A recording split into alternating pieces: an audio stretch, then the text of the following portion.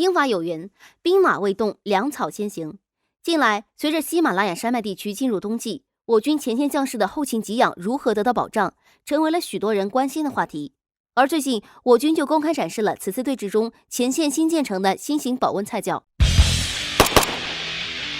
在10月16日，环球网在社交媒体的官方账号上公开展示一系列关于我军此次新型保温菜窖的图片，并配文进行了相应的描述。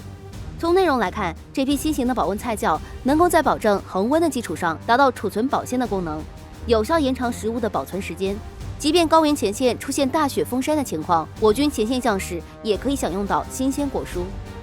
在以前，高原地区的后勤储藏能力有限，新鲜的果蔬往往没法进行长期保存，这就导致除开后勤物资运达的头几天，剩下的很长时间里，边防官兵的蔬菜类菜单里只有土豆、萝卜和白菜。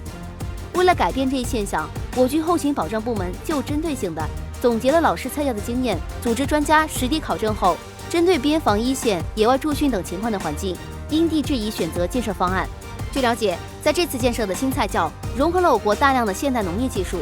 通风制冷设备24小时恒温，在四周布置了保温板的同时，整个菜窖还有着智能化调节风力、温度、湿度的控制设备，既保证容量又保证质量。消息放出之后，吸引了我国网友的广泛讨论。在感慨我国高原前线又一次后勤保障升级之余，也有人想到了高原地区坚持对峙的另一拨人，目前尚在忍饥挨饿的印度军队。面对后勤实力的鲜明对比，有网友调侃：手捧冰渣咖喱饭的阿三听到消息流下了羡慕的泪水，然后就给冻住了。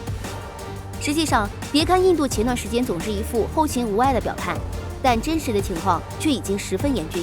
在今年9月底的时候，就已经有印度前线士兵在网上曝光自己的真实处境，呼吁国内民众不要听信印度军方的谎言。而在当时公开的视频里，可以明显看到整个大雪纷飞的场景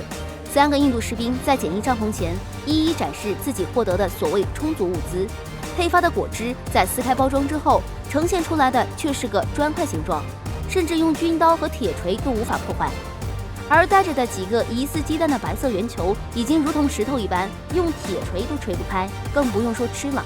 更讽刺的是，此前印度军方口口声声表示物资储备充足，结果等前线开始冻死人了，才开始在国际上大肆采购高级防寒服。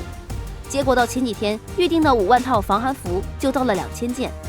原因就是产品制造费时，又因为疫情影响，配套材料不足。当时还有俄罗斯人带有些嘲讽意味的表示，目前能够在短时间内制造5万套防寒服的这种工业实力的，恐怕就只有中国了。